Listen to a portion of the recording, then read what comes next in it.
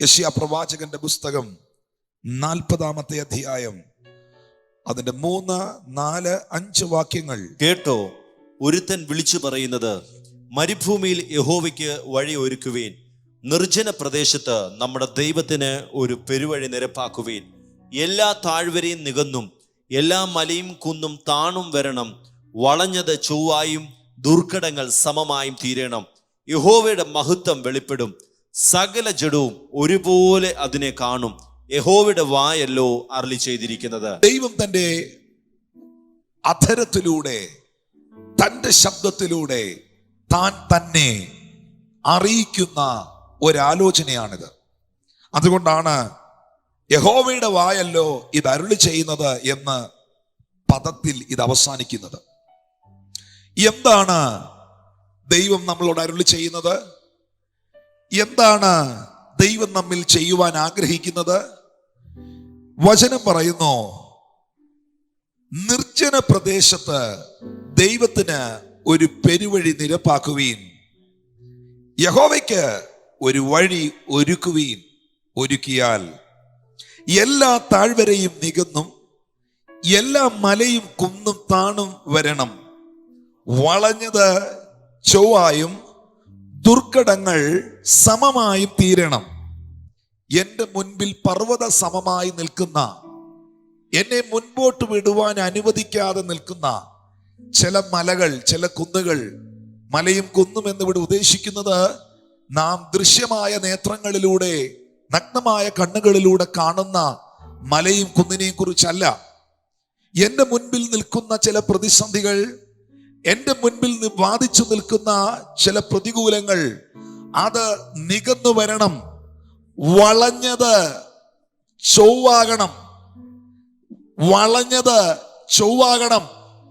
ജീവിതത്തിൽ വർഷങ്ങളായി അനുഭവിക്കുന്ന പ്രതിസന്ധികൾക്ക്, പ്രശ്നങ്ങൾക്ക് ഒന്നും അങ്ങോട്ട് നേരെ പോകാതെ വളഞ്ഞു കുറുകിയിരിക്കുന്ന അനുഭവങ്ങൾക്ക് ഒരു വ്യത്യാസമുണ്ടാകണം എന്ന് ആഗ്രഹിക്കുകയും പ്രാർത്ഥിക്കുകയും ചെയ്യുന്നവർ ഈ യോഗത്തിൽ വന്നിട്ടുണ്ടെങ്കിൽ അവനുള്ള വഴി താഴത്തെ വാക്യത്തിൽ പരിശുദ്ധാത്മാവ് പറയുന്നു, യഹോവയുടെ മഹത്വം വെളിപ്പെടും, അവന്റെ ഗ്ലോറി അത് റിവീൽ ചെയ്യപ്പെടും.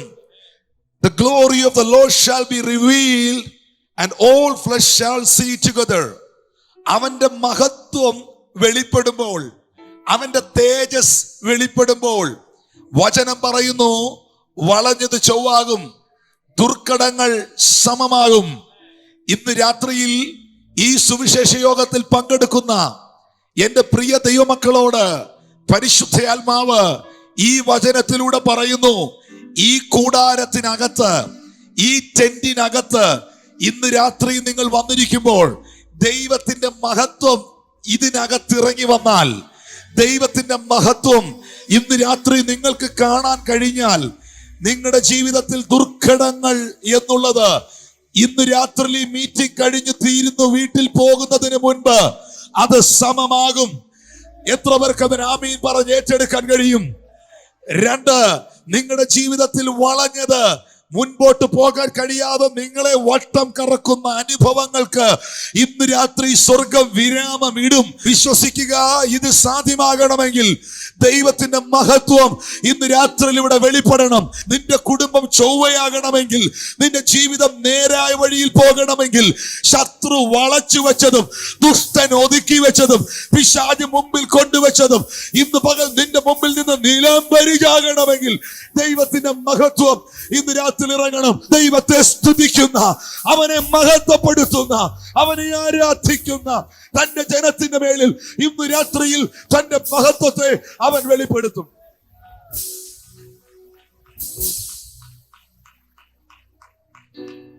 എല്ലാ പ്രശ്നങ്ങൾക്കും ഒരു പരിഹാരമാണ് ഇവിടെ യെശയ്യാവ് പറയുന്നത്. എന്താണ് പരിഹാരം? യഹോവയുടെ മഹത്വം വെളിപ്പെടണം. സകല ജഡവും ഒരുപോലെ അതിനെ കാണണം. യഹോവയുടെ മഹത്വം വെളിപ്പെട്ടാലേ വളഞ്ഞത് ചൊവ്വാവും. യഹോവയുടെ മഹത്വം വെളിപ്പെട്ടാലേ ദുർഘടങ്ങൾ സമമാകൂ. യഹോവയുടെ മഹത്വം വെളിപ്പെട്ടാലേ പർവ്വതങ്ങളും കുന്നും താണു വരുള്ളൂ. എന്നാ മറുഭാഗവും കൂടെ ഒന്ന് പറയട്ടെ, വളഞ്ഞതൊക്കെ ചൊവ്വായാലേ മഹത്വം വെളിപ്പെടുള്ളൂ. മനസ്സിലാകുന്നവർക്കായി ഞാൻ ദൈവത്തെ സ്തുതിക്കുന്നു.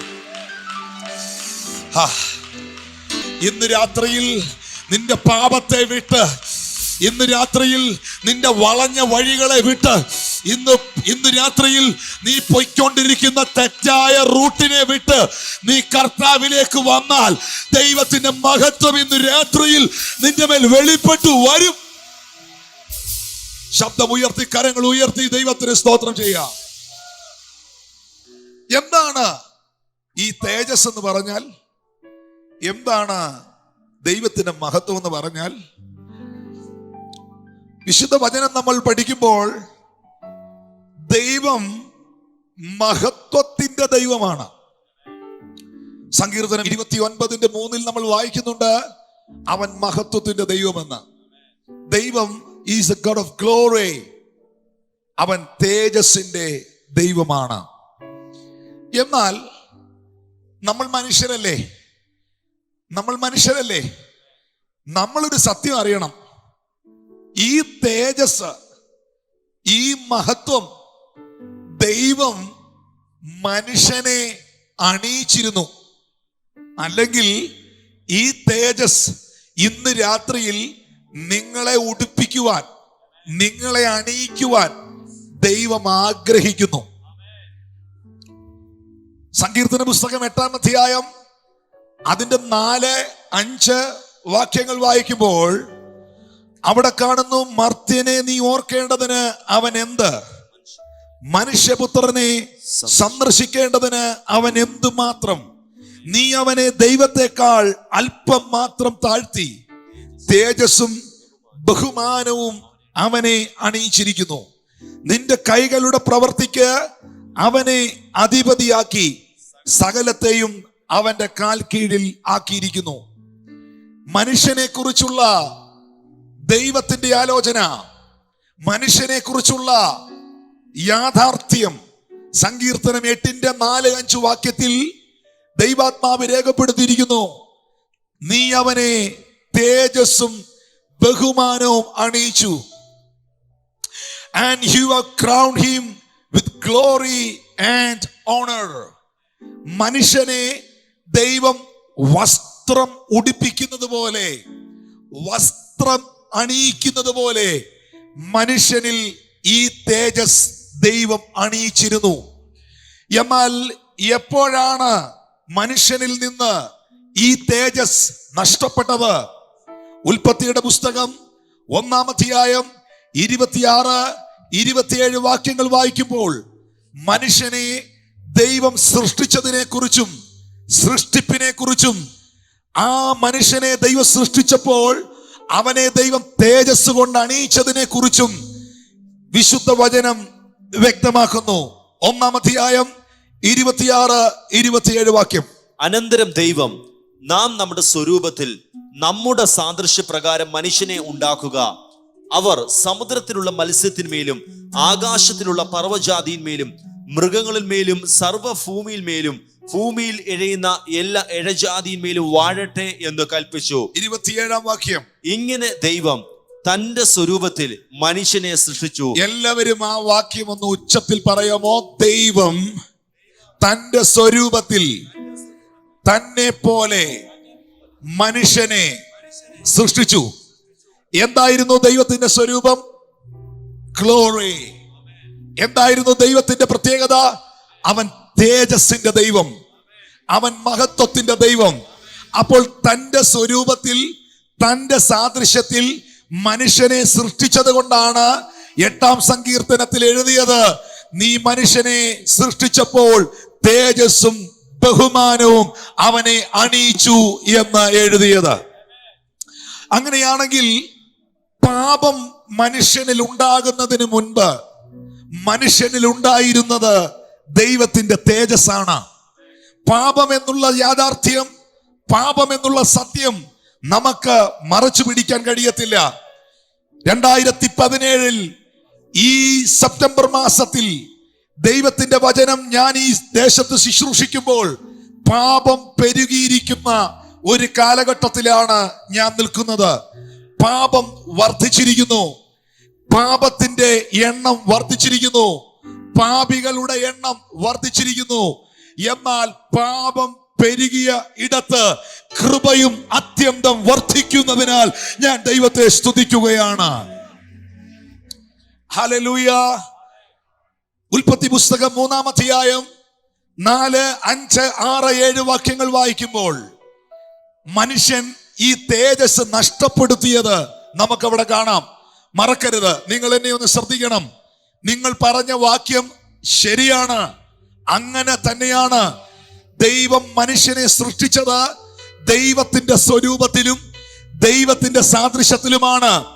അല്ലാതെ കുരങ്ങോ ചിമ്പാൻസിയോ പരിണമിച്ച് മനുഷ്യനായതല്ല. കുരങ്ങ് പരിണമിച്ചാണ് മനുഷ്യനായതെങ്കിൽ ഇന്നും കുരങ്ങുകളുണ്ട്, ഇന്നും ചിമ്പൻസികളുണ്ട്. ഒരു കുരങ്ങും ഒരു ചിമ്പൻസിയും പരിണമിച്ച് ഇന്ന് മനുഷ്യനാകുന്നില്ലല്ലോ. എന്താ 6 മാസത്തേക്ക് 2 മാസത്തേക്ക് കുരങ്ങ് പരിണമിച്ച് മനുഷ്യനായോ? ഒരിക്കലുമല്ല. എന്നാൽ സത്യം ഞാൻ പറയുന്നു, ദൈവം തന്റെ സാദൃശ്യത്തിലും തന്റെ സ്വരൂപത്തിലും മനുഷ്യനെ സൃഷ്ടിച്ചു. അത് തേജസ്സുള്ളതായിരുന്നു, തേജസ് കൊണ്ടായിരുന്നു. പാപം മനുഷ്യനിൽ ഉണ്ടാകുന്നതിന് മുൻപ് മനുഷ്യനിൽ ഉണ്ടായിരുന്നത് തേജസ്സാണ്. തേജസ് നഷ്ടപ്പെട്ടത് പാപം ചെയ്തത് കൊണ്ടാണ്. ഇപ്പോൾ എടുത്ത അധ്യായം കർത്താവിന്റെ ദാസൻ വായിക്കുന്നത് ശ്രദ്ധിക്കുക. പാമ്പ് സ്ത്രീയോട്, നിങ്ങൾ മരിക്കുകയില്ല നിശ്ചയം. അത് തിന്നുന്ന നാളിൽ നിങ്ങളുടെ കണ്ണ് തുറക്കുകയും നിങ്ങൾ നന്മതിന്മകളെ അറിയുന്നവരായി ദൈവത്തെ പോലെ ആകുകയും ചെയ്യുമെന്ന് ദൈവം അറിയുന്നുവെന്ന് പറഞ്ഞു. ആ വൃക്ഷഫലം തിന്നുവാൻ നല്ലതും കാണുവാൻ ഭംഗിയുള്ളതും ജ്ഞാനം പ്രാപിക്കാൻ കാമ്യവും എന്ന് സ്ത്രീ കണ്ട് ഫലം പറിച്ചു തിന്നു, ഭർത്താവിനും കൊടുത്തു, അവനും തിന്നു. നോക്കിയേ, വഴിതെറ്റിക്കുന്ന കണ്ടോ? ഇന്ന് രാത്രിയിൽ ഒരു സത്യം ഇതിനകത്തുനിന്ന് ഞാൻ മനസ്സിലാക്കുന്ന ഒരു കാര്യം, നീ ഈ വൃക്ഷത്തിന്റെ ഫലം ഭക്ഷിച്ചാൽ പിശാചിനെ പോലെ ആകുമെന്നല്ല പിശാച് പറഞ്ഞത്. സാധാരണ നിലയിൽ ഒരു പിന്മാറ്റക്കാരന്റെ ആഗ്രഹം ആ പിന്മാറ്റക്കാരനെ പോലെ ആകണമെന്നല്ലേ? ഒരു മദ്യപാനി ചിന്തിക്കുന്നത് അവൻ ഒരു മദ്യപാനിയായ കൂട്ടുകാരനെ കൂടെ കിട്ടണമെന്നല്ലേ? അപ്പൊ പിശാച് പറഞ്ഞത് അവന്റെ ട്രിക്ക് കണ്ടോണം, ടെക്നിക്ക് കണ്ടോണം. നീ ഈ ഫലം തിന്ന ദേ എന്നെ പോലെ ആകുമെന്ന് അവൻ പറഞ്ഞില്ല. കാരണം അവനെ പോലെ ആകാൻ ആരും ഇഷ്ടപ്പെടുന്നില്ല. അതുകൊണ്ട് അവൻ ഇറക്കിയ ട്രിക്ക് എന്നാന്നറിയാവോ? ഇതങ്ങോട്ട് കഴിച്ചേ, നീ ദൈവത്തെ പോലെ ആകും. കാരണം അത് അത്ര ബ്യൂട്ടിഫുൾ ആയിരുന്നു. ഓ, എത്ര പേർക്ക് മനസ്സിലാക്കാൻ കഴിയുന്നു? അത് അത്ര ബ്യൂട്ടിഫുൾ ആയിരുന്നു. കണ്ടവർക്കറിയാം. അവൻ കണ്ടിട്ടുണ്ട്, ആദം കണ്ടിട്ടുണ്ടെന്ന്. ആദം ദൈവത്തെ കണ്ടവനല്ലേ? അവൻ കണ്ടിട്ടുണ്ട്. എന്നിട്ട് അടുത്ത കാര്യം ശ്രദ്ധിച്ചോണം. ഈ വൃക്ഷത്തിന്റെ ഫലം അവർ ഭക്ഷിച്ചു കഴിഞ്ഞപ്പോൾ നഷ്ടപ്പെട്ടത് അവന്റെ തേജസ്സാണ്. ഇരുവരും നഗ്നരെന്ന് അറിഞ്ഞു. ഇവരിത് ഭക്ഷിച്ചു, അവരുടെ തേജസ് നഷ്ടപ്പെട്ടു. തേജസ് നഷ്ടപ്പെട്ടപ്പോഴത്തേക്കും മനുഷ്യന്റെ ജീവിതത്തിൽ ഒരു വലിയ തിന്മ കയറി വന്നു. ആ തിന്മയുടെ പേരാണ് പാപം. പാപം. സ്തോത്രം. 2 പദങ്ങൾ അവിടെ എഴുതിയിട്ടുണ്ട്. അവർ നഗ്നരെന്ന് അവരറിഞ്ഞു. അത്തിയില കൊണ്ട് അരയാട ഉണ്ടാക്കി അവർ ഉടുത്തു. സ്തോത്രം. 2, വൃക്ഷത്തിന്റെ ചുവട്ടിൽ ഈ 2 പേരും കൂടെ ഒളിച്ചു. ഈ 2 വാക്ക് ബുദ്ധിമുട്ടില്ലെങ്കിൽ ഒന്ന് പറയാവോ? മറച്ചു. ഒന്ന് പറയാവോ? മറച്ചു, ഒളിച്ചു. അത്തിയില കൊണ്ട് അരയാട ഉണ്ടാക്കി മറച്ചു.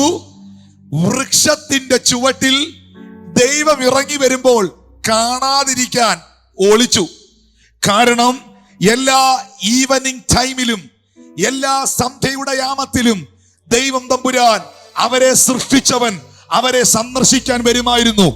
ഇന്ന് രാത്രിയിൽ ഉത്തരവാദിത്തമില്ലാത്തൊരു ദൈവത്തെ അല്ല നീ ആരാധിക്കുന്നത്. നിന്നെ സൃഷ്ടിച്ചെങ്കിൽ അവന് നിന്നെ കുറിച്ച് ഉത്തരവാദിത്തമുണ്ട്. അവൻ സന്ദർശിക്കാൻ വരുമായിരുന്നു.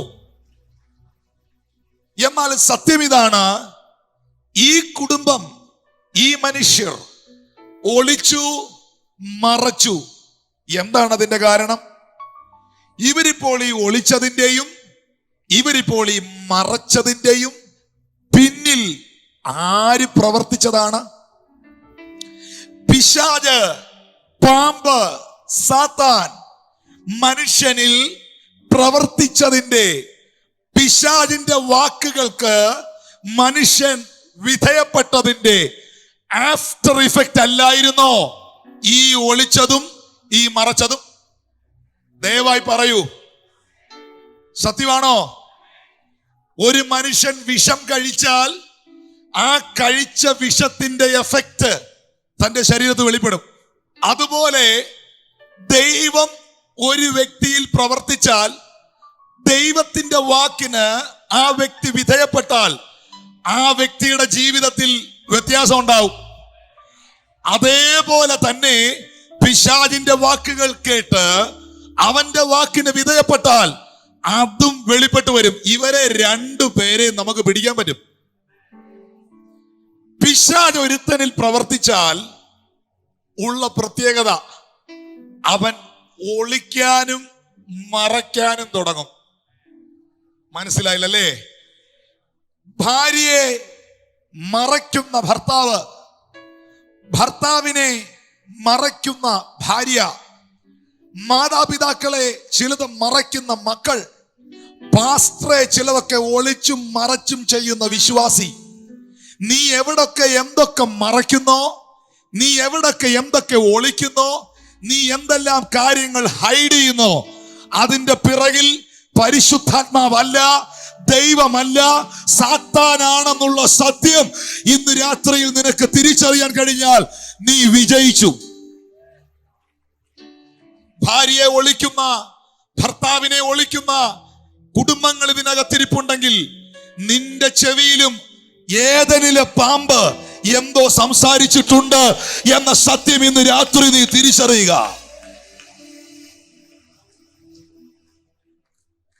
അവരൊളിച്ചു, അവര് മറച്ചു.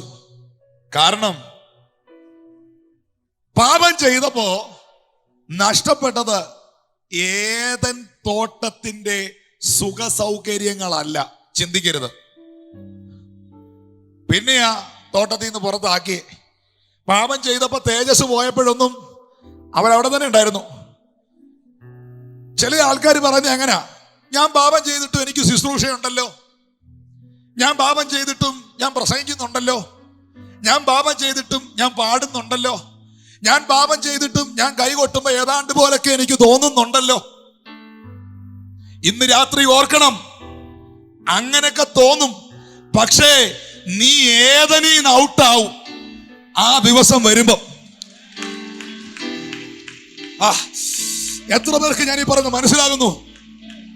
ദൈവം ഒരുക്കിയിരിക്കുന്ന നിത്യഭവനം, ദൈവം ഒരുക്കിയിരിക്കുന്ന നിത്യകൂടാരം പാപികൾക്ക് വേണ്ടിയുള്ളവല്ല. ഇന്ന് രാത്രിയിൽ തന്റെ രക്തത്താൽ കഴുകപ്പെട്ട തന്റെ ജനത്തിന് വേണ്ടിയുള്ളതാണ്. കരങ്ങൾ ഉയർത്തി, ശബ്ദം ഉയർത്തി ദൈവത്തെ സ്തുതിക്കാം. സ്തോത്രം. ഓക്കേ,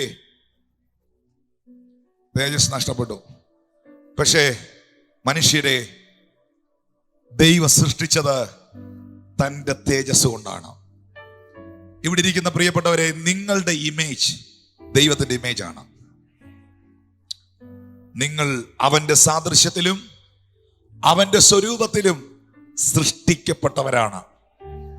എങ്ങനെ ഈ തേജസ്സിലേക്ക് തിരിച്ചു വരും? കാരണം തന്റെ പുത്രന്റെ സാദൃശ്യത്തോട് നാം അനുരൂപരാകുവാൻ ദൈവം ആഗ്രഹിക്കുന്നു. എല്ലാരും ചോദിക്കുന്ന ഒരു ചോദ്യമുണ്ട്, പാസ്റ്ററെ, ബ്രദറെ, ദൈവത്തിന് എന്നെ കുറിച്ചുള്ള സ്വപ്നം എന്താ? ദൈവത്തിന് എന്നെ കുറിച്ചുള്ള ആഗ്രഹം, ഞാൻ എന്തോ ആകാനാ ദൈവത്തിന്റെ ആഗ്രഹം?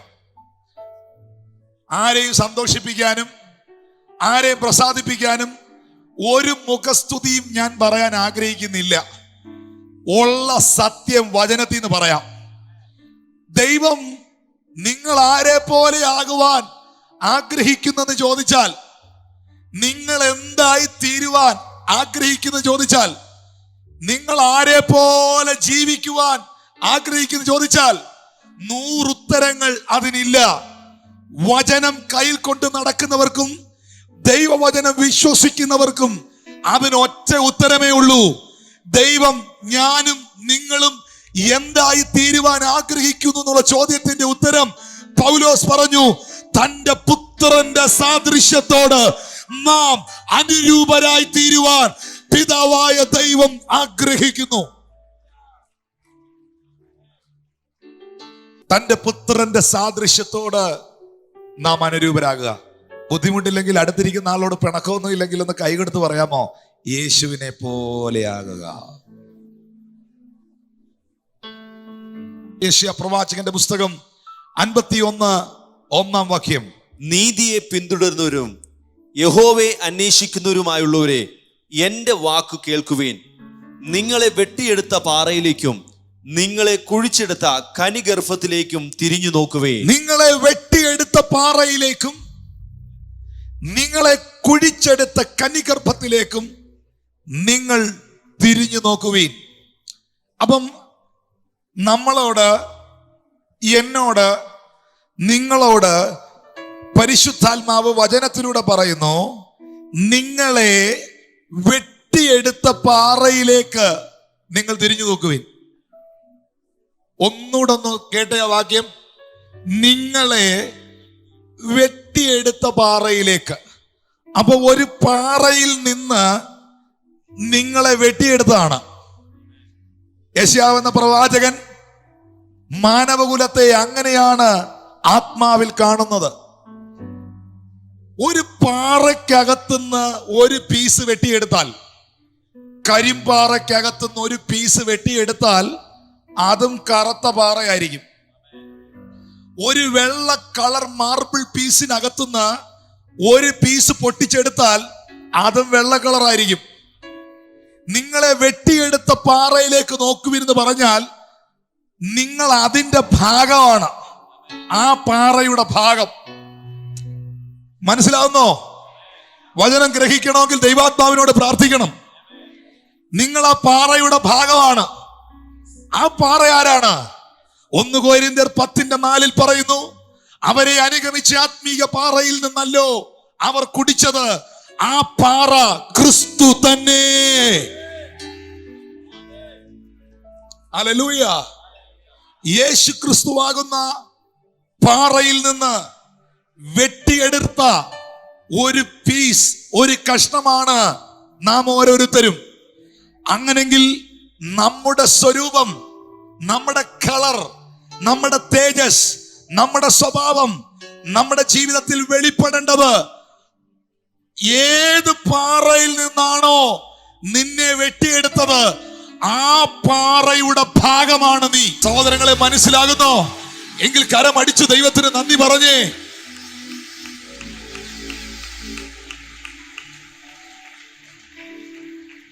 ഓ ഹല്ലേലൂയ. എന്നാൽ അത് നമ്മളിൽ നിന്ന് നഷ്ടപ്പെട്ടു പോയത് പാപം നിമിത്തമാണ്. എന്നാൽ ഇതിനെ നിങ്ങളിലേക്ക് മടക്കി കൊണ്ടുവരുവാൻ, ഞാൻ പറഞ്ഞല്ലോ, തേജസ് നമ്മിൽ തിരികെ വന്നാൽ, തേജസ് നഷ്ടപ്പെട്ടപ്പോഴാണ് മനുഷ്യൻ നഗ്നനെന്നവൻ അറിഞ്ഞത്. തേജസ് നഷ്ടപ്പെട്ടപ്പോഴാണ് തോട്ടത്തിൽ നിന്ന് അവൻ പുറത്താക്കപ്പെട്ടത്.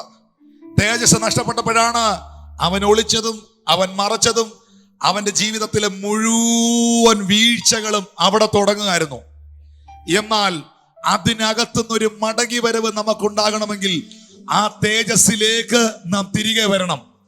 അങ്ങനെ മനുഷ്യന് നഷ്ടപ്പെട്ട തേജസ്, ആദ്യത്തെ ആദം ദൈവം തന്റെ കരത്താൽ മെനഞ്ഞ, തന്റെ ശ്വാസമോദി സൃഷ്ടിച്ച ആദ്യത്തെ ആദം നിമിത്തം തേജസ് നഷ്ടപ്പെട്ടെങ്കിൽ ദൈവം ഒരു പദ്ധതി ഒരുക്കി മാനവകുലത്തിന് ആ തേജസ് മടക്കി കൊടുക്കാൻ.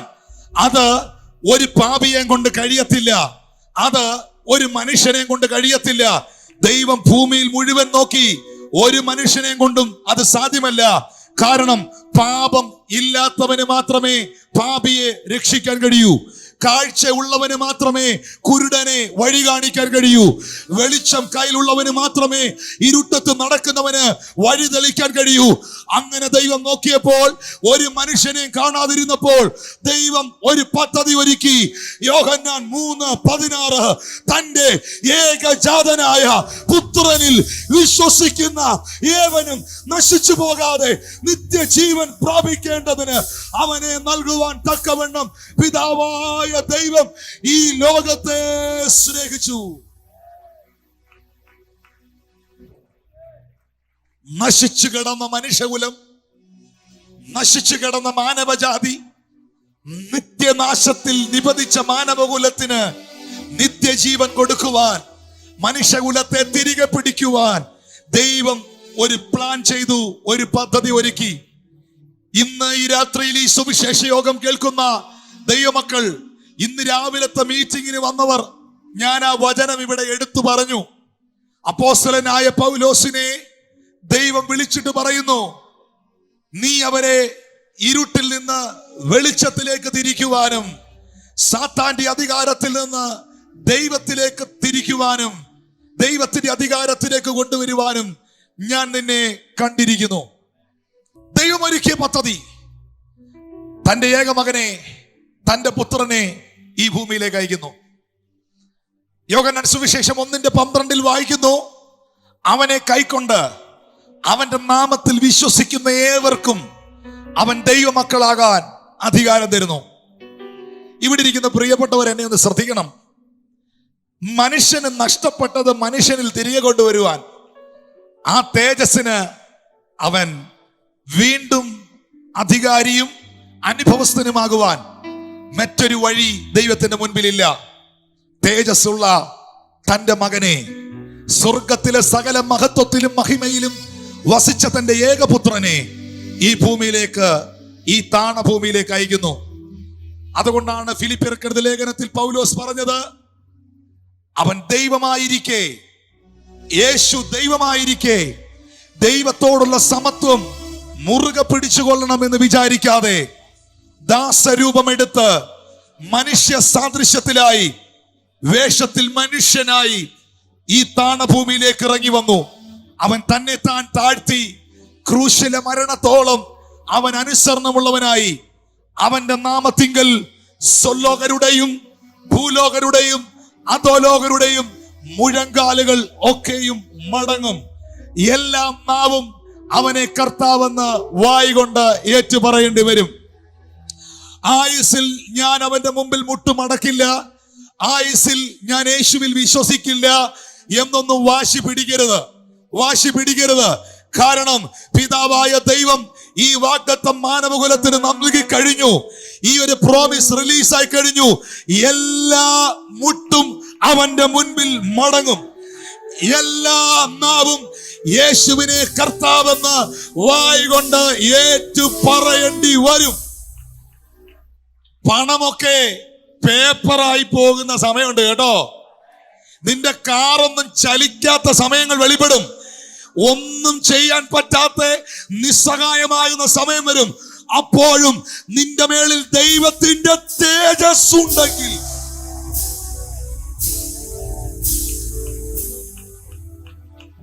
ദൈവം ഒരുക്കിയ പദ്ധതിയാണ് തന്റെ ഏക മകനെ നമുക്ക് നൽകിയത്.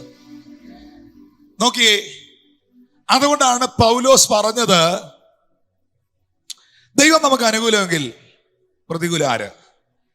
തന്റെ ഏകമകനെ, തന്റെ പുത്രനെ നമുക്ക് തരാൻ മടിക്കാതിരുന്നവൻ അവനോട് കൂടെ സകലവും നൽകാതിരിക്കും. ആ പദം ഒന്ന് പറയാവോ? യേശുവിനോട് കൂടെ സകലവും. ഒന്നുകൂടെ ഉറക്കെ പറഞ്ഞേ.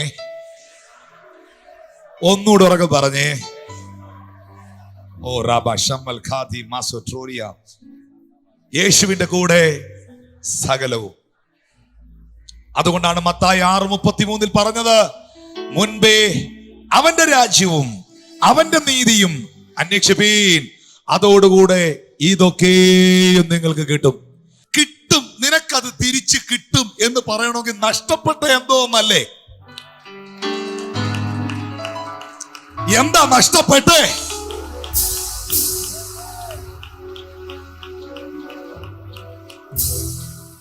ഇതൊക്കെയും പാപം ചെയ്ത് മനുഷ്യകുലത്തിന് നഷ്ടപ്പെട്ടതൊക്കെയും യേശുവിലുള്ള വിശ്വാസത്താൽ തിരികെ വരുന്നു. അതിനാണ് ബൈബിളിൽ നീതീകരണം എന്ന് റോമർക്കെഴുതിയ ലേഖനത്തിൽ പൗലോസ് വ്യക്തമാക്കുന്നത്. നീതീകരണം എന്ന് പറയാമോ? മുൻപേ അവന്റെ രാജ്യവും നീതിയെ പിന്തുടരുക, നീതിയെ അന്വേഷിക്കുക. ആ നീതിയെ അന്വേഷിക്കുമ്പം അതോടുകൂടെ, ആ നീതിയെ പിന്തുടരുമ്പോ അതോടുകൂടെ ഇതൊക്കെയും കിട്ടും. അപ്പം നീതിയിലേക്ക് വരണം. നീതിയിലേക്ക് വന്നാൽ, അതിനെ പിന്തുടർന്നാൽ ബാക്കി നിനക്ക് വേണ്ടതെല്ലാം ദൈവം ആഡ് ചെയ്ത് തരും. റോമർക്കെഴുതിയ ലേഖനം 5-ാം അധ്യായം 17 മുതലുള്ള വാക്യങ്ങൾ ദൈവദാസൻ വായിക്കും. ഏകന്റെ ലംഘനത്താൽ മരണം ആ ഏകൻ നിമിത്തം വാണുവെങ്കിൽ കൃപയുടെയും നീതിദാനത്തിന്റെ സമൃദ്ധി ലഭിക്കുന്നവർ യേശുക്രിസ്തു എന്ന ഏകൻ നിമിത്തം ഏറ്റവും അധികമായി ജീവനിൽ വാഴും. ഏക മനുഷ്യന്റെ ലംഘനത്താൽ സകല മനുഷ്യർക്കും, എല്ലാ മനുഷ്യർക്കും ശിക്ഷാവിധി വന്നതുപോലെ അവർ ശിക്ഷാവിധിക്ക് യോഗ്യരായി മാറി. ഓക്കെ, ഏക നീതിയാൽ സകല മനുഷ്യർക്കും ജീവകാരണമായ നീതീകരണവും വന്നു. എവിടെ വന്നു? ആരിലൂടെ വന്നു? യോഹന്നാൻ 3:16-17. തന്റെ ഏകജാതനായ പുത്രനിൽ വിശ്വസിക്കുന്ന ഏവനും നശിച്ചു പോകാതെ നിത്യജീവൻ പ്രാപിക്കേണ്ടതിന് ദൈവം അവനെ നൽകുവാൻ തക്കവണ്ണം ലോകത്തെ സ്നേഹിച്ചു. ദൈവം തന്റെ പുത്രനെ ലോകത്തിൽ അയച്ചത് ലോകത്തെ വിധിക്കുവാനല്ല, ലോകം അവനാൽ രക്ഷിക്കപ്പെടുവാനത്രേ. തന്റെ പുത്രനെ അവൻ അയച്ചത് എന്നെ ശിക്ഷിക്കാനല്ല, എന്നെ രക്ഷിക്കാനാണ്. ശിക്ഷിക്കുന്ന യേശുവിനെ ചർച്ച കേട്ടിട്ടുണ്ട്. തെറ്റ് ചെയ്യരുത്, ദൈവം നിന്നെ അടിക്കും, കേട്ടിട്ടുണ്ട്. മര്യാദക്ക് ജീവിച്ചില്ലെങ്കിൽ ദൈവം നിന്നെ അടിച്ചൊതുക്കും, കേട്ടിട്ടുണ്ട്. ഇതൊക്കെ എല്ലാ ദിവസവും കേൾക്കുന്നതെന്നും എനിക്കറിയാം. പക്ഷെ ഇതാ കേൾക്കണ്ടേ? ദൈവം തന്റെ പുത്രനെ ലോകത്തിൽ അയച്ചത് എന്നെ ശിക്ഷിക്കാനല്ല, എന്നെ ന്യായവിധിയിൽ അകപ്പെടുത്താനല്ല, എന്നെ രക്ഷിക്കുവാനാണ്. പക്ഷേ അടുത്ത വാക്യം എന്നാ പറയുന്നറിയോ?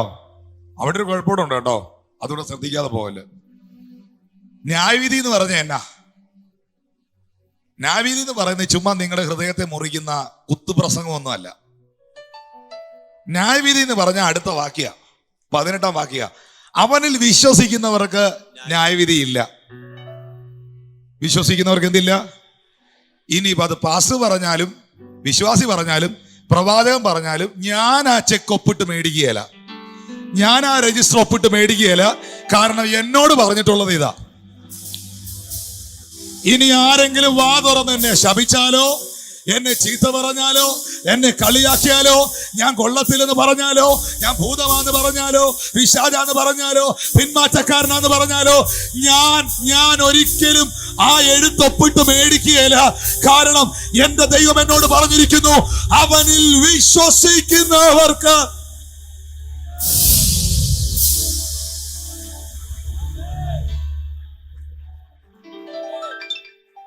എന്നാ അടുത്തതൂടെ കേട്ടിട്ടേ പോകാവേ. വിശ്വസിക്കാത്തവന് ദൈവത്തിന്റെ ഏകജാതനായ പുത്രന്റെ നാമത്തിൽ വിശ്വസിക്കായകയാൽ ന്യായവിധി വന്നു കഴിഞ്ഞു. ഹല്ലേലൂയ. യോഹന്നാൻ 9 കർത്താവ് പറഞ്ഞു, വെളിച്ചത്തെ കണ്ടിട്ടും മനുഷ്യൻ ഇരുട്ടിൽ ജീവിച്ചാൽ അതാണ് ന്യായവിധി. സത്യം അറിഞ്ഞിട്ടും ആ സത്യത്തെ പിന്തുടരാതിരുന്നാൽ അതാണ് ന്യായവിധി. രക്ഷിക്കുവാൻ കഴിവുള്ള ഒരു ദൈവമുണ്ടെന്നും പാപത്തിൽ നിന്ന് രക്ഷിക്കുന്ന ഒരു രക്ഷകനുണ്ടെന്നും ചെവി തുറന്ന് കേട്ടിട്ടും അതിന് വില കൽപ്പിക്കാതെ പോയാൽ അത് ന്യായവിധിയാ. എന്നാൽ വിശ്വസിക്കുന്നവർക്കോ പൗലോസ് അപ്പോസ്തലൻ പറയുന്നു, ഇപ്പോഴോ ക്രിസ്തു യേശുവിൽ ഉള്ളവർക്ക് ഒരു ശിക്ഷാവിധിയും ഇല്ല. കരങ്ങളെ ഉയർത്തി ചേർന്ന് ദൈവത്തിന് സ്തോത്രം ചെയ്യാം.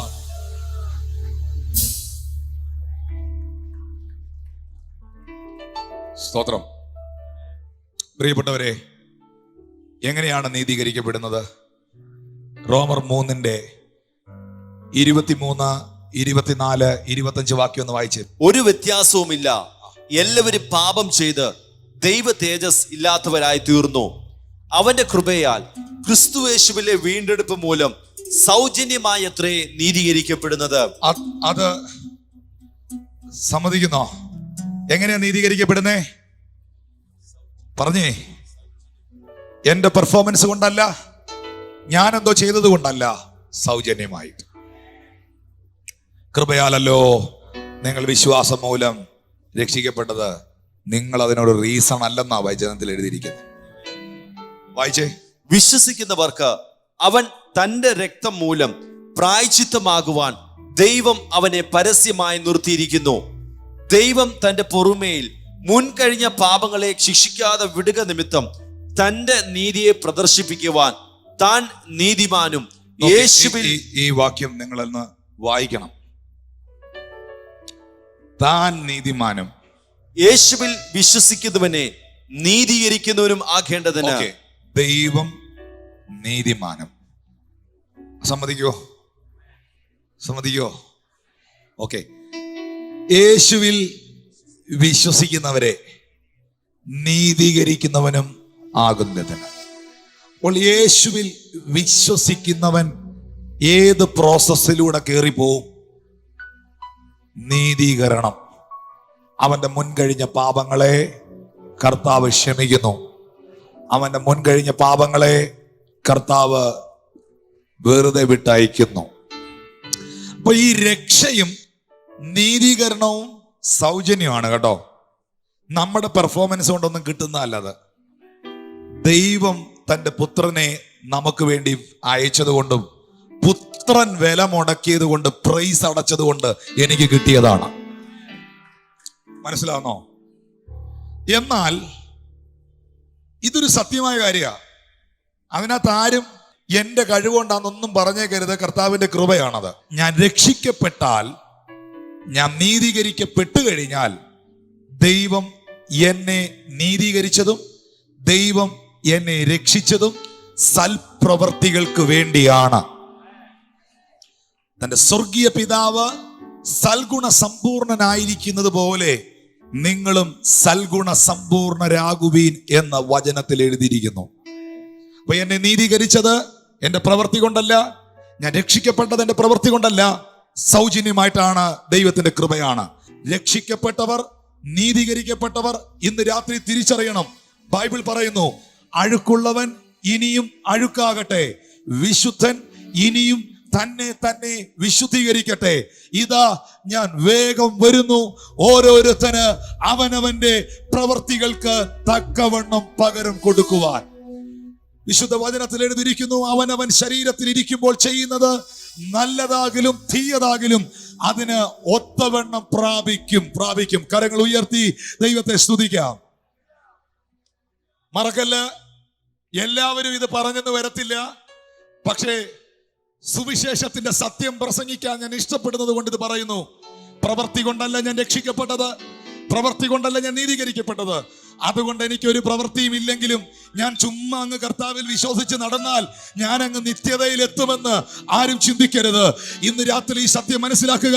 കല്ലറയിലുള്ളവർ ദൈവപുത്രന്റെ ശബ്ദം കേൾക്കുകയും നന്മ ചെയ്തവർ ജീവനായും തിന്മ ചെയ്തവർ ന്യായവിധിക്കായും എഴുന്നേൽക്കുന്ന നാഴികയുണ്ട്. ഒരിക്കൽ മരിക്കുകയും പിന്നെ ന്യായവിധിയും ദൈവം മനുഷ്യർക്കായി നിയമിച്ചിരിക്കുന്നു. ആ ന്യായവിസ്താര സഭയിൽ നാം നിൽക്കുമ്പോൾ എന്റെ പ്രവർത്തികൾ ദൈവം കണക്കിടും. എന്റെ പ്രവർത്തികൾക്ക് തക്ക തക്കവണ്ണം എന്നെ ന്യായം വിധിക്കുന്ന ഒരു ദിവസമുണ്ടെന്ന സത്യം ഇന്ന് രാത്രി തിരിച്ചറിയുന്നവർ കരങ്ങൾ ഉയർത്തി ദൈവത്തെ സ്തുതിക്കാം. അവനിൽ വിശ്വസിച്ചപ്പോൾ ഞാൻ നീതീകരിക്കപ്പെടാം. നീതി എന്നെ എവിടെ എത്തിച്ചെന്ന് കേൾക്കണം. റോമർ 5:1 മുതലുള്ള വാക്യം. വിശ്വാസത്താൽ നീതീകരിക്കപ്പെട്ടിട്ട്. അപ്പൊ വിശ്വാസത്താൽ എന്നാ ചെയ്തു? നീതീകരിക്കപ്പെട്ടു. ഓക്കെ. നമ്മുടെ കർത്താവായ യേശുക്രിസ്തു മൂലം നമുക്ക് ദൈവത്തോട് സമാധാനമുണ്ട്. 3 സമാധാനമുണ്ട്. ഒന്ന്, ദൈവത്തോടുള്ള സമാധാനം. ഒന്ന് പറഞ്ഞേ, അതെന്നാന്ന് വെച്ചാൽ ദൈവസന്നിധിയിൽ ചെന്നിരിക്കുമ്പം കുറ്റബോധമില്ലാതെ ദൈവസന്നിധിയിൽ പ്രാർത്ഥിക്കുവാൻ കഴിയുന്ന അവസ്ഥ. കുറ്റബോധമില്ലാതെ. പിശാച് എപ്പോഴും നിന്റെ ചിന്തയ്ക്കകത്ത് നീ പാപിയാ, നീ അങ്ങനെ ചെയ്തു, ഇങ്ങനെയാ, മറ്റേതാ, നീ 4 കൊല്ലം മുമ്പ് അങ്ങനെയായിരുന്നു, 10 കൊല്ലം മുമ്പ് ഇങ്ങനെയായിരുന്നു, നീ അങ്ങനെ നടന്നതാ, ഇങ്ങനെ നടന്നതാ, നിനക്ക് എൻ്റെ മുമ്പിൽ നിൽക്കാനുള്ള യോഗ്യതയില്ല, നിനക്ക് പ്രാർത്ഥിക്കാനുള്ള അർഹതയില്ല എന്നൊക്കെ പിശാച് നിന്നോട് പറയുമ്പോൾ, യേശു ക്രിസ്തുവിൽ വിശ്വസിച്ച് നിങ്ങൾ നീതീകരിക്കപ്പെട്ടു കഴിയുമ്പോൾ ദൈവസന്നിധിയിൽ കുറ്റബോധമില്ലാത്ത മനസാക്ഷിയോടെ പ്രാർത്ഥിക്കാൻ കഴിയുന്നതാണ് ദൈവത്തോടുള്ള സമാധാനം. ഒന്ന്, ദൈവത്തോടുള്ള സമാധാനം. 2, ദൈവം തരുന്ന സമാധാനം. ദൈവത്തോടുള്ള സമാധാനം എങ്ങനെ ലഭിക്കും? യേശുവിൽ വിശ്വസിച്ച് ഞാൻ നീതീകരിക്കപ്പെട്ട ആളാണെന്നുള്ള ബോധ്യം എൻ്റെ അകത്ത് വരുമ്പോൾ. ഹലോ, എന്ന് വെച്ചാൽ സ്വർഗത്തിലെ കോടതി സുപ്രീം ജഡ്ജാണ്. സ്വർഗത്തിലെ സുപ്രീം ജഡ്ജാണ് പിതാവായ ദൈവം. ആ പിതാവായ ദൈവത്തിന്റെ വലത്തുഭാഗത്ത് നിനക്ക് വേണ്ടി നിൽക്കുന്ന വക്കീലാണ്, അഡ്വക്കേറ്റ് ആണ് കർത്താവായ യേശു ക്രിസ്തു. ഈ വക്കീല്, ഈ അഡ്വക്കേറ്റ് സുപ്രീം ജഡ്ജായ പിതാവായ ദൈവത്തോട് പറഞ്ഞു, ഇവൻ എന്നിൽ വിശ്വസിച്ചിരിക്കുന്നു, ഇവൻ തെറ്റുകാരനല്ല, ഇവൻ കുറ്റക്കാരനല്ല, ഇവൻ എന്നിൽ വിശ്വസിച്ചപ്പോൾ എന്റെ രക്തത്താൽ ഞാൻ ഇവനെ കഴുകി, ഇവളെ കഴുകി, ഞാൻ വിമോചിപ്പിച്ചിരിക്കുന്നു എന്ന് പറയുമ്പോൾ എല്ലാ പരമാധികാരമുള്ള പിതാവായ ദൈവം പുത്രനോട് പറയുന്നു, നിന്റെ രക്തത്താൽ, നിന്നിലുള്ള വിശ്വാസത്താൽ നീ അവരെ വിമോചിപ്പിച്ചെങ്കിൽ ഇന്നു മുതൽ നിന്റെ രക്തം എപ്പോൾ അവരുടെ മേൽ വന്നോ, നീ എപ്പോൾ അവരെ വിമോചിപ്പിച്ചോ, ഇപ്പോൾ മുതൽ സ്വർഗത്തിലെ കോടതിയും അവരെ സ്വതന്ത്രരാക്കിയിരിക്കുകയാണ്. ബഹുമാനപ്പെട്ട സുപ്രീം കോടതി ഒരു പ്രതിയെ വാദം കേട്ട് അവൻ തെറ്റുകാരനല്ലെന്ന് മനസ്സിലാക്കി, ബഹുമാനപ്പെട്ട സുപ്രീം കോടതി ഒരു പ്രതിയെ വിട്ടയച്ചാൽ പിന്നെ അവനെ ഏത് പോലീസുകാരൻ അറസ്റ്റ് ചെയ്യാൻ കഴിയും? കോടതി ഇവൻ തെറ്റുകാരനല്ലെന്ന് പറഞ്ഞാൽ പിന്നെ ആർക്ക് അവന്റെ കയ്യിൽ വിലങ്ങ് വെക്കാൻ കഴിയും? പുത്രൻ നിനക്ക് സ്വാതന്ത്ര്യം വരുത്തിയാൽ നിങ്ങൾ സാക്ഷാൽ സ്വതന്ത്രരാകും.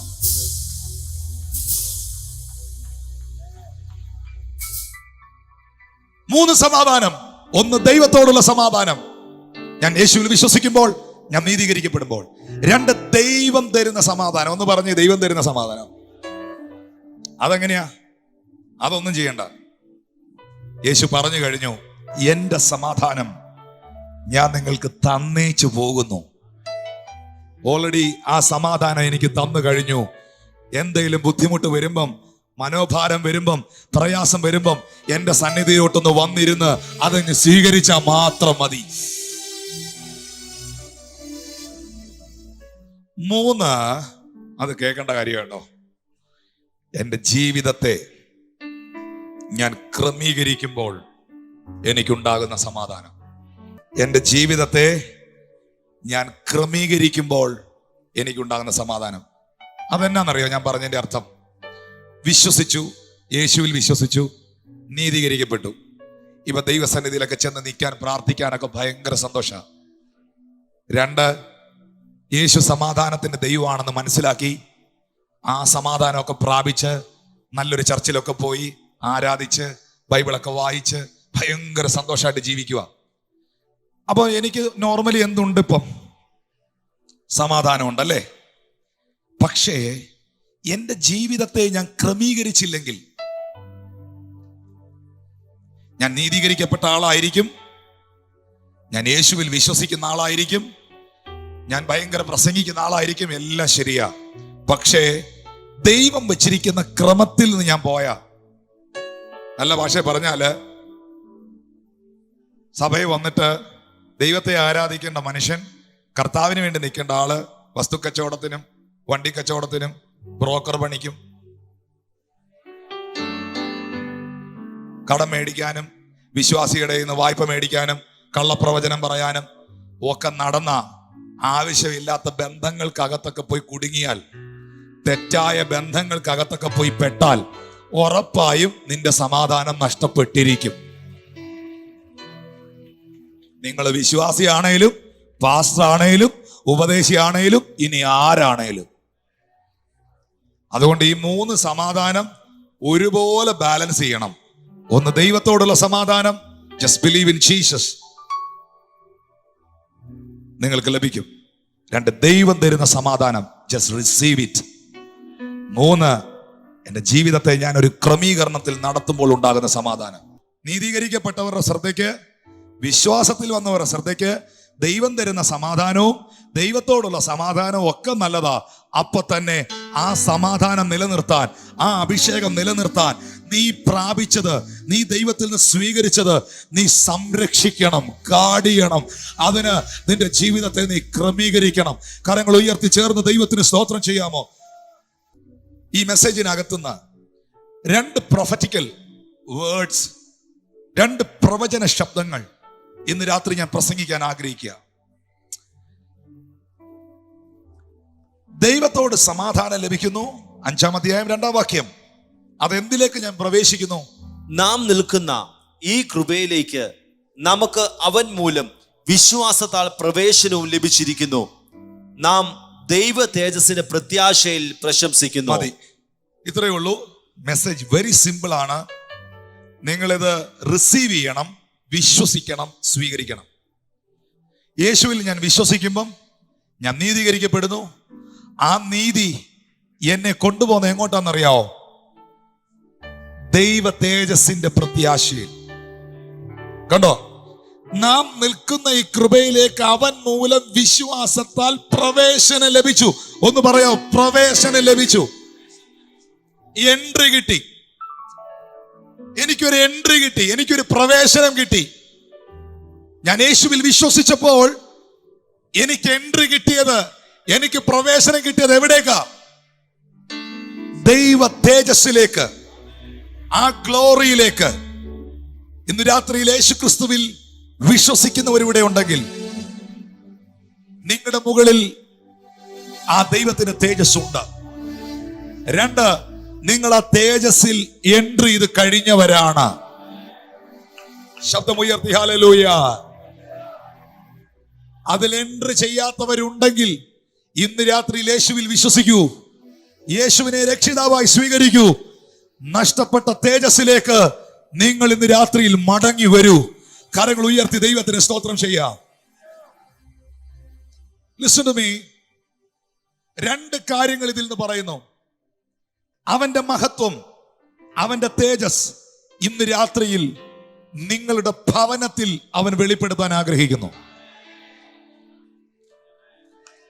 അവന്റെ തേജസ് നിങ്ങളിൽ വന്നു. എങ്ങനെ? യേശുവിലുള്ള വിശ്വാസത്താൽ, അവനിലുള്ള നീതീകരണത്താൽ അവന്റെ തേജസ് എന്നിൽ വന്നു.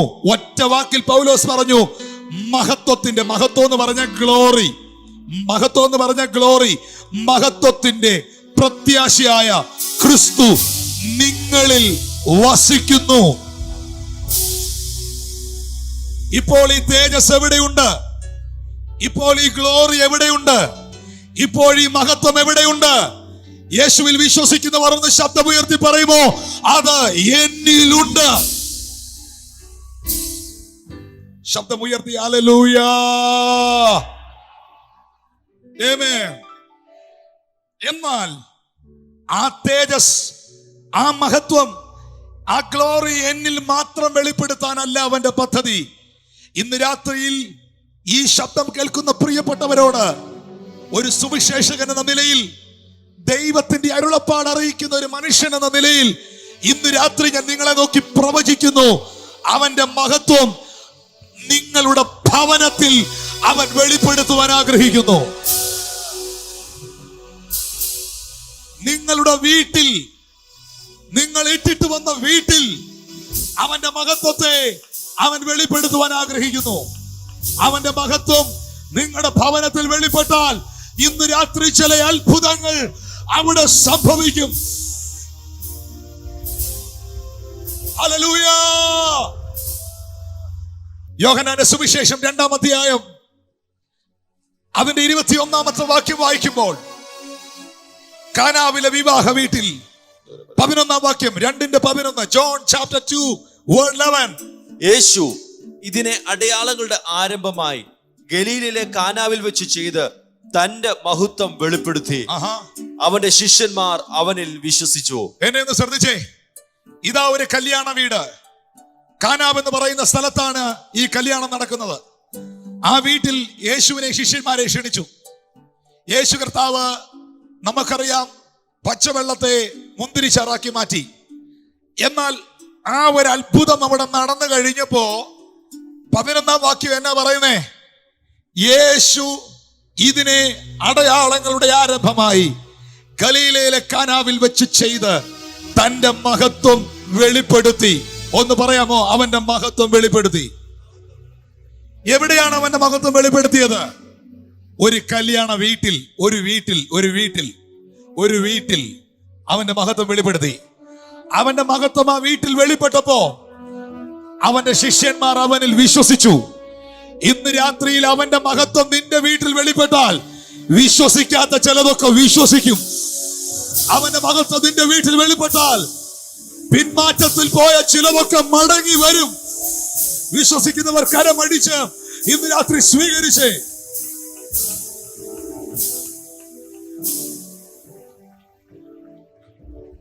ഇന്ന് രാത്രി പരിശുദ്ധാത്മാവ് എന്റെ ഹൃദയത്തോട് പറയുന്നു, അവന്റെ മഹത്വം നിന്റെ മേൽ വെളിപ്പെടുത്തി നിന്റെ നിന്നയെ എടുത്തു കളഞ്ഞ് അവന്റെ മഹത്വം നിന്റെ കുടുംബത്തിൽ വെളിപ്പെടുത്തി നിന്റെ നിന്ദകളെ നീക്കി നിന്നെ പരിഹസിച്ചവരുടെ മുൻപിൽ, നിന്നെ പുച്ഛിച്ചവരുടെ മുൻപിൽ നിന്നെ ഒരു മാനപാത്രമാക്കി. ഓ റാബാന ശതുര പ്രഭന ചുഗൽ കരകദര അത്തൽ പ്രഭ ജഗത്തുന സത്തൽ പ്രഭേ, ഒരു മാനപാത്രമാക്കി ദൈവം തീർക്കും. കർത്താവിന്റെ മഹത്വം തിരുവനന്തപുരം പട്ടണത്തിൽ വെളിപ്പെട്ടാൽ ഈ പട്ടണത്തിൽ യേശുവിൽ വിശ്വസിക്കാത്തവർ അവനിൽ വിശ്വസിക്കും.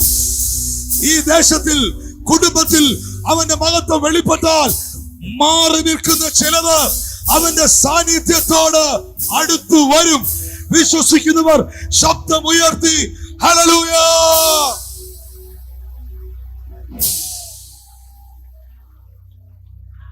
കാനാവിലെ വീട്ടിൽ മഹത്വം വെളിപ്പെട്ടപ്പോ എന്നാ നടന്നേ? വിശ്വസിക്കാത്തവർ വിശ്വസിച്ചു. അപമാനം മാറി. ഇനി ഞാൻ നിങ്ങളെ വേറൊരു വീട്ടിലോട്ട് കൊണ്ടുപോകാം കേട്ടോ. ആ വീട് ബഥാനിയ. അവിടെ 3 പേരുണ്ടോ വീട്ടിൽ? മാർത്ത, മറിയ, ലാസർ. 3 പേരുണ്ടോ വീട്ടിൽ? അവർക്കൊരേ ഒരു സഹോദരനേ ഉള്ളൂ. ആ സഹോദരൻ യേശുവിന്റെ സുഹൃത്തും കൂടായിരുന്നു. നിന്റെ സ്നേഹിതനായ ലാസർ ദീനമായി കിടക്കുന്നല്ലേ യേശുവിനെ അറിയിച്ചേ? യേശുവിന്റെ സ്നേഹിതനായിരുന്നു ലാസർ. ആ വീടുമായി കർത്താവിന് നല്ല ബന്ധമുണ്ടായിരുന്നു. ആ വീടുമായി കർത്താവിന് ബന്ധം ഉണ്ടായത് കൊണ്ടാണ് മറ്റുള്ള വീടുകളിൽ നിന്ന് ആ വീട് വ്യത്യസ്തമായതും. ഹല്ലേലൂയ. എന്നാൽ ആ സഹോദരൻ ദീനമായി കിടന്നപ്പോ ആളെ വിട്ട് അറിയിച്ചു. യേശു വന്നില്ല. യേശു അതിന് ആ നിമിഷം മറുപടി കൊടുത്തില്ല. ഇന്ന് രാത്രിയിൽ ഏതെങ്കിലും മറുപടികൾ വൈകുന്നെങ്കിൽ, നീ ചോദിച്ച ചില ചോദ്യങ്ങൾക്ക് ഇന്ന് രാത്രി മറുപടി വൈകുന്നെങ്കിൽ, ഒറ്റ വാക്കിൽ ഞാൻ അതിന് ഉത്തരം പറയാം. അവന്റെ മുഴുവൻ മഹത്വം ആ വിഷയത്തിൽ വെളിപ്പെടുത്താനാണ്.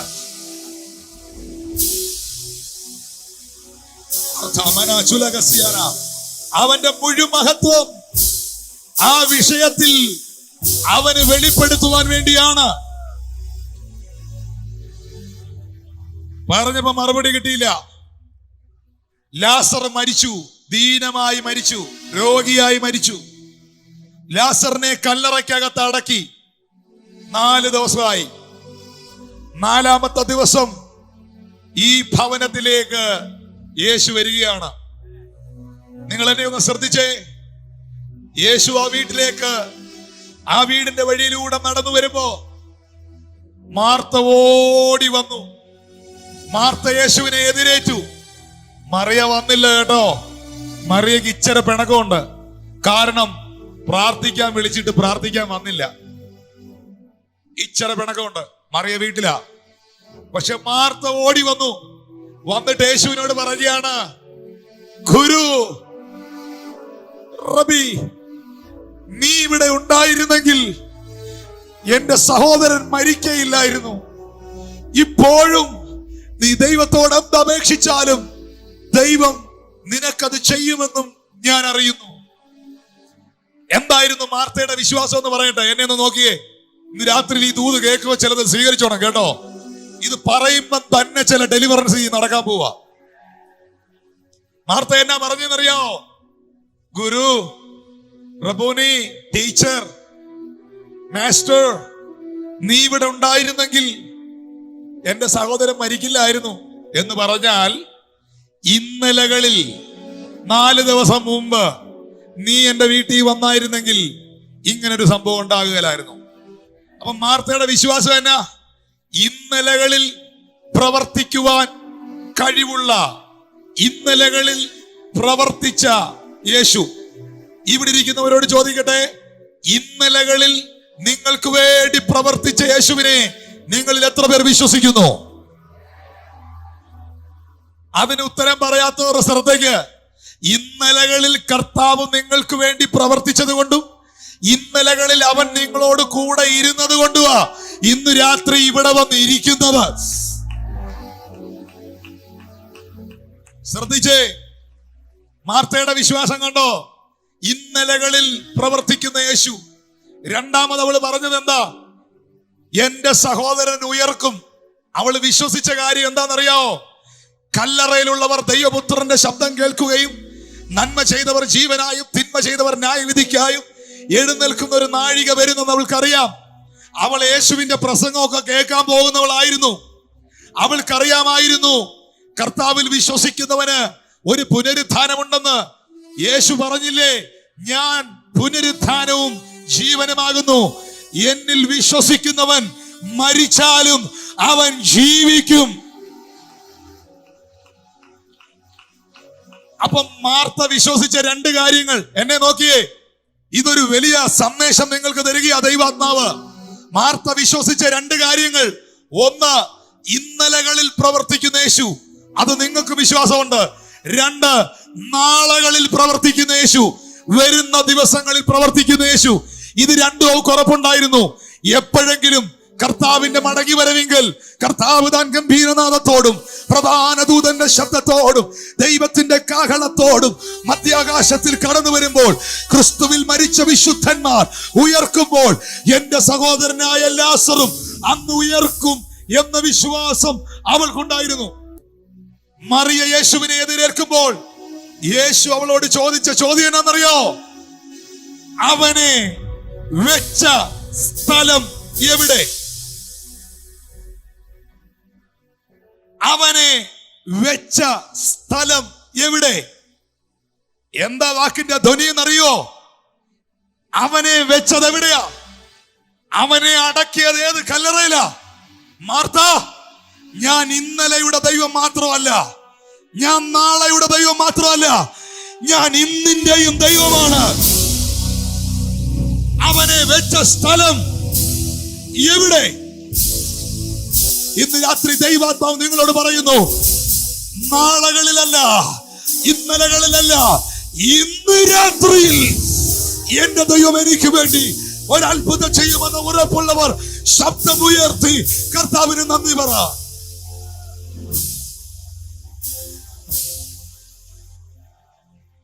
നഷ്ടപ്പെട്ട ലാസർ തിരിച്ചു വരണം.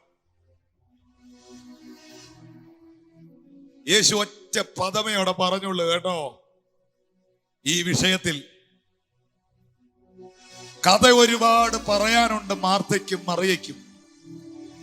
പക്ഷെ യേശുവിന് പറയാൻ ഒറ്റ വേർഡേ ഉള്ളൂ: വിശ്വസിച്ചാൽ നീ ദൈവത്തിന്റെ മഹത്വം കാണും.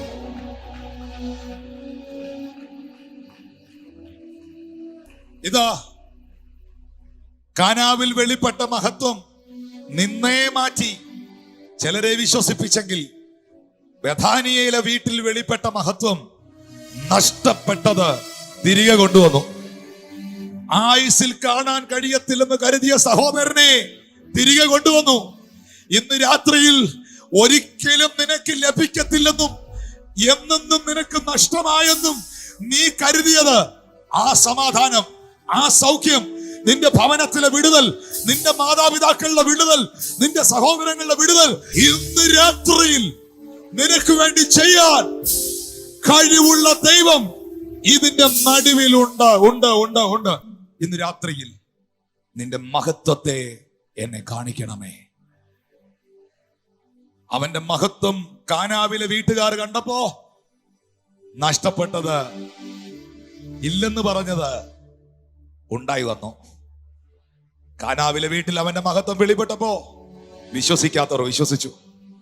ബഥാനിയിലെ വീട്ടിൽ അവന്റെ മഹത്വം വെളിപ്പെട്ടപ്പോ നഷ്ടപ്പെട്ടത്, ചത്തത് തിരിച്ചു വന്നു. ഇന്ന് രാത്രിയിൽ നിന്റെ ലൈഫിൽ നഷ്ടപ്പെട്ടതൊക്കെ അവന്റെ മഹത്വം തിരികെ കൊണ്ടുവരും. മാനവകുലത്തിന് നഷ്ടപ്പെട്ട തേജസ്, ദാറ്റ്സ് ഗ്ലോറി, യേശുവിലൂടെ എന്നിൽ വെളിപ്പെടും.